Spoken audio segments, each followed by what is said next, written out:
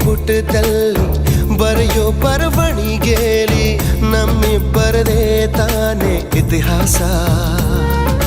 ಪ್ರೀತಿ ಎಂದರೆ ಹೀಗೇನೆ, ಕಾಲ ಎನ್ನುವ ಕಾಲನೇ ಬಿಟ್ಟು ಬಾಳುವುದು ಗೊತ್ತೇನೆ, ಲೋಕ ಎನ್ನುವ ಲೋಕನೇ.